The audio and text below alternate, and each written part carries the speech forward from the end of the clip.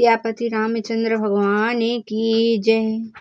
सभा माझे परि व्याकुल बहु प्रकार कह रोए। तो ही जियत दस कंधर मोर की ऐसी गति होए। रावण की सभा में बीच वह व्याकुल होकर पड़ी हुई बहुत प्रकार से रो रो कर कह रही है कि अरे दशग्रीव, तेरे जीते जी मेरी क्या ऐसी दशा होनी चाहिए।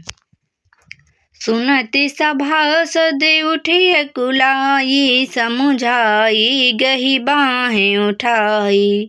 कह लंकेश कह जे निज बाता, कहीं तब नासा कान निपाता। शूर्पणखा के वचन सुनते ही सभासद अकला उठे। उन्होंने शूर्पणखा की बाह पकड़कर उसे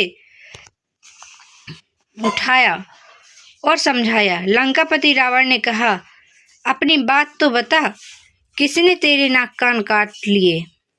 अवध नृपति दशरथ के जाए, पुरुष सिंह बन खेलने आए। समुझी परि मोहे उनके करनी, रहते निश्चर काहे धरनी।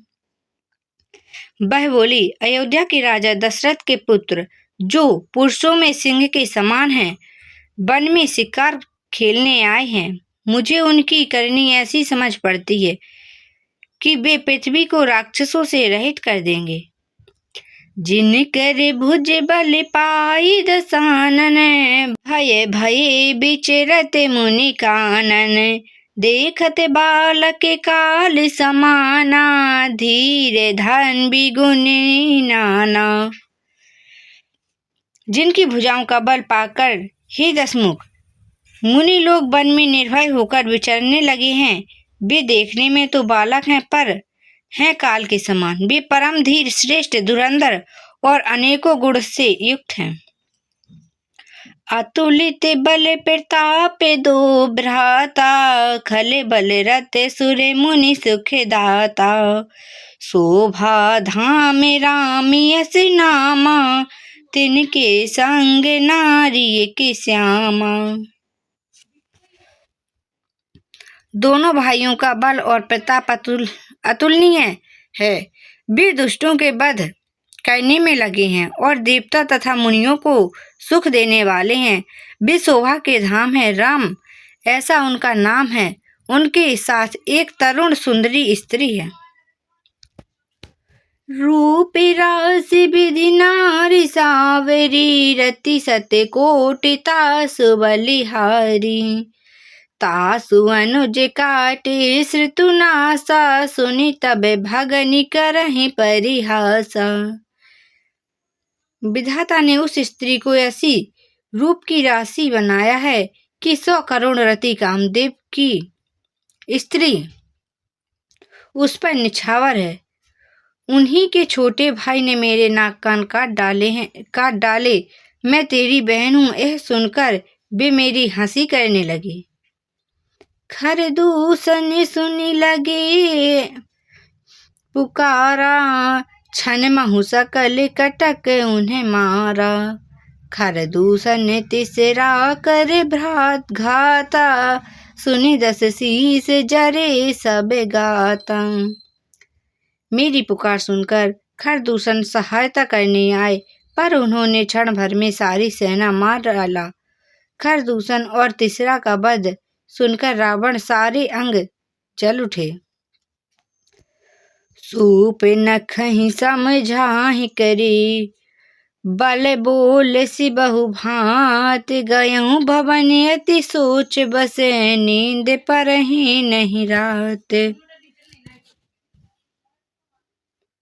उसने शूर्पणखा को समझाकर बहुत प्रकार से अपने बल का बखान किया, किंतु मन में वह अत्यंत चिंतावश होकर अपने महल में गया। उसे रात भर नींद नहीं पड़ी। सुर नर असुर नाग खग माही, मोरे अनुचर कह को नाही। खरदूषण मोहि समय बलवंता, नहीं मोहि मारहि बिनु भगवंता। इन्हीं को मारहि बिन भगवंता। वह मन ही मन विचार करने लगा, देवता, मनुष्य, असुर, नाग और पक्षियों में कोई ऐसा नहीं जो मेरे सेवकों को भी पा सके। खैर, दूषण तो मेरे ही समान बलवान थे, उन्हें भगवान के सिवा और कौन मार सकता है। सुर रंजन भंजन मही भारा, जो भगवंत लीन अवतारा। तो मैं जाई बेरु हट करऊं, प्रभु सर प्राण तजे भव तरहूं। देवताओं को आनंद देने वाले और पृथ्वी का भार हरण करने वाले भगवान ने यदि अवतार लिया है तो मैं जाकर उनसे हठपूर्वक वैर करूंगा और प्रभु के बाण के आघात से प्राण छोड़कर भव सागर से तर जाऊंगा। हूँ यही भजन न तामस ते देहा, मन क्रम बचन मंत्र दृढ़ेहा।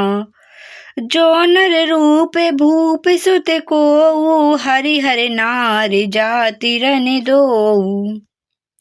इस तामस शरीर से भजन तो होगा नहीं, अतएव मन वचन और कर्म से यदि यही दृढ़ निश्चय है और यदि वे मनुष्य रूपी कोई राजकुमार होंगे तो उन दोनों को रण में जीतकर उनकी स्त्री को हर लूंगा।